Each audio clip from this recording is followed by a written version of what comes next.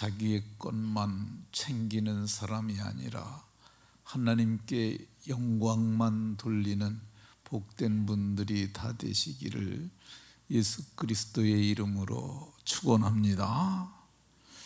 사도께서는 6절에 보면 우리는 너희에게서든지 다른 이에게서든지 사람에게서든지 영광을 구하지 아니하였노라 이렇게 말합니다. 사람들은 자기의 것을 악착같이 챙기는 그런 본능과 같은 마음을 가지고 있습니다.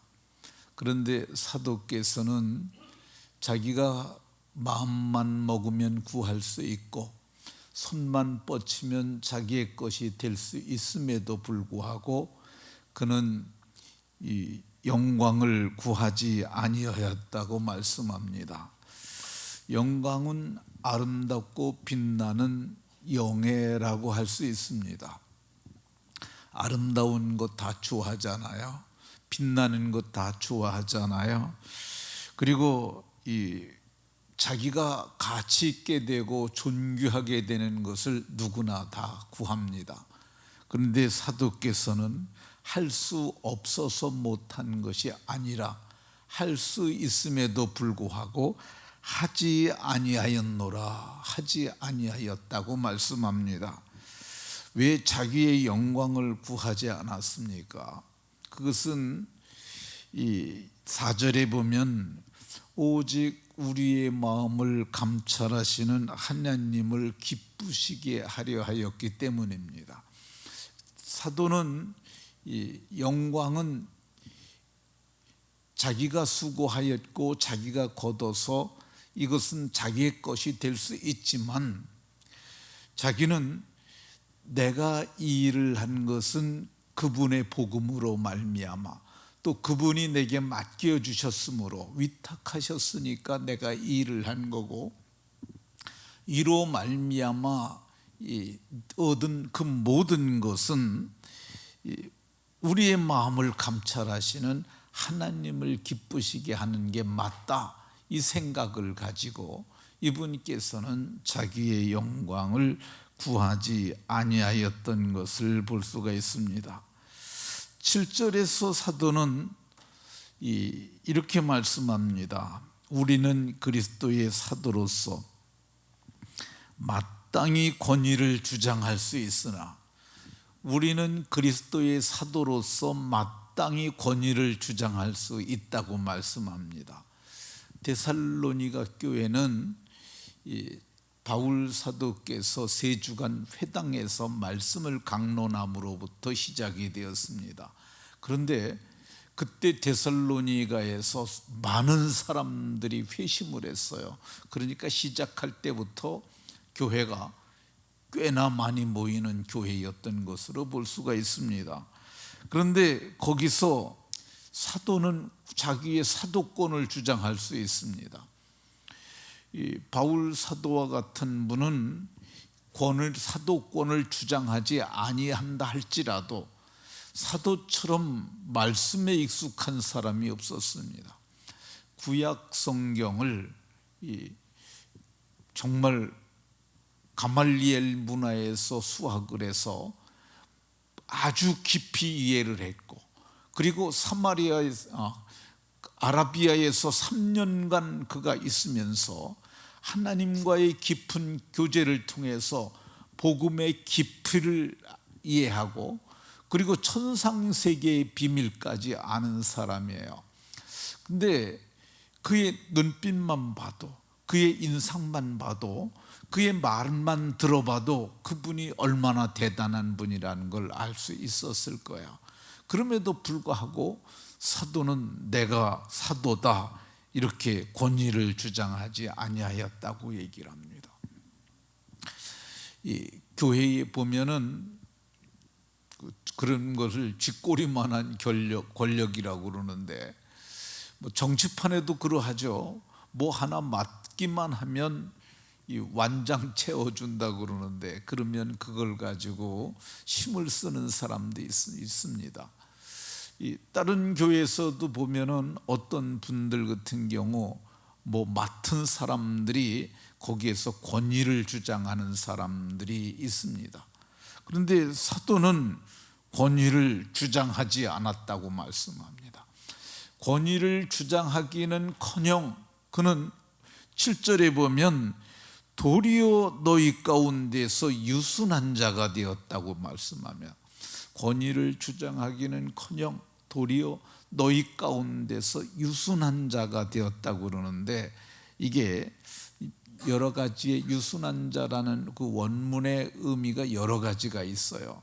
그런데 그 의미 중에서 1차 의미가 있고 2차 의미가 있고 그런데 여기서 여기의 의미가 그러니까 친절한, 상냥한, 부드러운 뭐 그런 의미입니다. 그러니까 사도님이 그렇게 권위가 있는 분이고 실력 있는 분임에도 불구하고 그분이 유순한 자가 되어 상냥하고 친절한 자가 되었다고 말하고 있습니다. 그 대단하신 분이 겸손하시고 상냥하시고 친절하신 그런 모습을 보였습니다. 근데 왜 사도가 그랬습니까? 원래 그런 분 아니에요. 그분은 권위적인 분이셨고 그분은 주장할 수 있을 만한 실력도 갖고 있고, 그가 바리새인으로 있을 적에는 엄격하게 주장했던 그런 사람이었습니다. 그런데 지금 주장하기는커녕 유순한 자가 되어서 그 데살로니가 교회를 성도들을 대할 때 상냥하고, 이게 상냥하다는 표현이 남성들에게 별로 쓰지 않는 표현이잖아요. 여성들이 상냥하다고 그러잖아요. 그리고 친절하게, 친절하는 것은 주로 안내하는 사람들이 친절하잖아요. 그런데 사도임에도 불구하고 그가 친절하게, 상냥하게, 그리고 온유하게 성도들을 대했다고 말씀하고 있습니다. 그 이유가 무엇입니까? 왜 유순한 자가 되었습니까? 그는 유모라는 생각을 가졌기 때문에 그렇습니다. 이 유모는 어떤 사람이냐면은 젖을 먹여서, 어머니를 대신하여 젖을 먹여서 아기를 기르는 사람이에요. 그러니까 오늘날에는 분유가 있었지만은 그 시대에는 분유가 없었어요. 그러니까 양젖이나 뭐 그런 짐승의 젖을 먹여서 기르겠죠. 그러니까 주인집에 있는 젖을 먹여서 기르는 그런 그 어머니,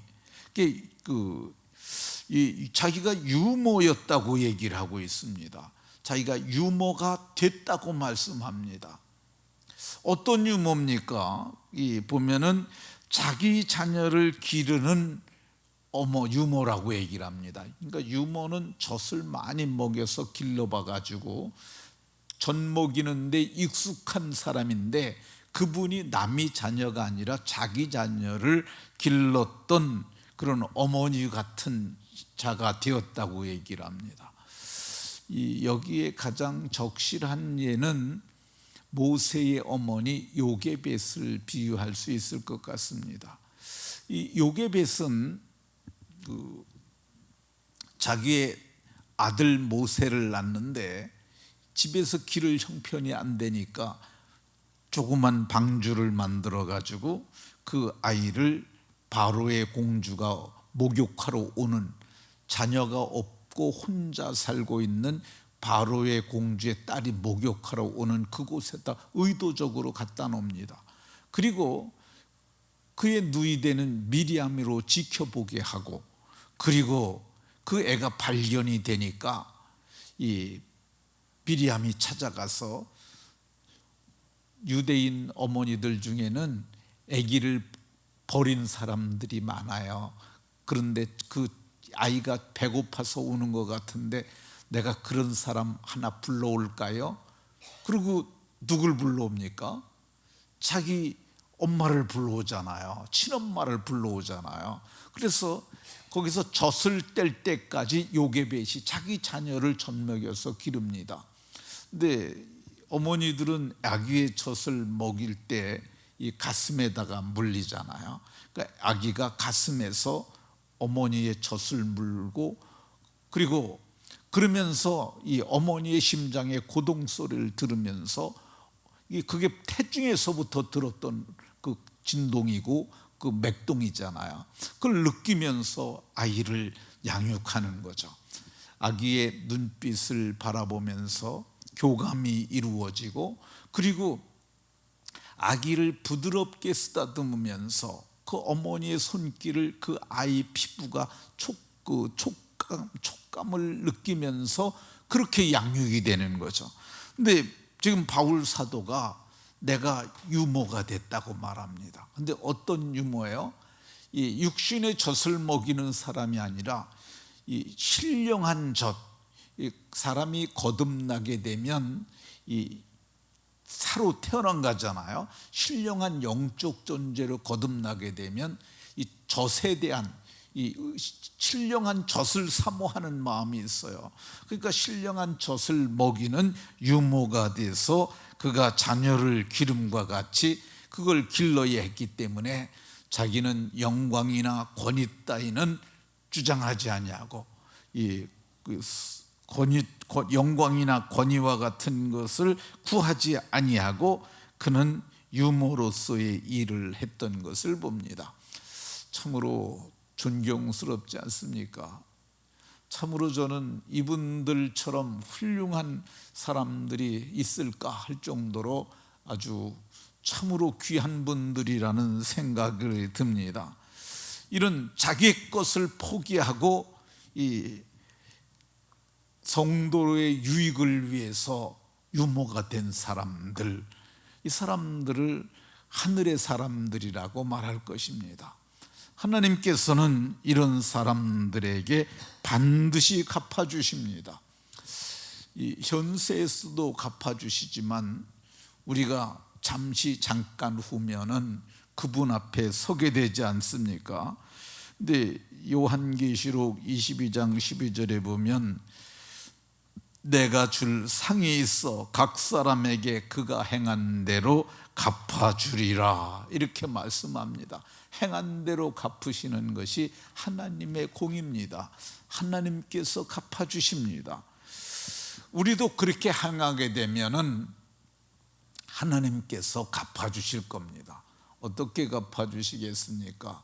현세에서는 100배, 내세에서는 영생을 얻게 하시고, 뿐만 아니라 그리스도께서 나타나실 때 참 잘했다고 칭찬하실 것이고, 내가 영광을 구하지 아니했으니 내가 네게 영광을 주리라 하고 영광을 주실 것이며, 그리고 네가 비천한 자가 돼서 유모처럼 그렇게 젖을 먹였으니 내가 너에게 존귀를 주리라, 칭찬과 영광과 존귀를 약속하고 있습니다.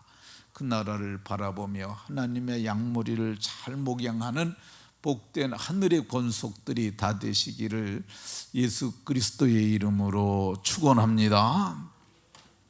하나님, 이 새벽에 바울 사도께서 같이 한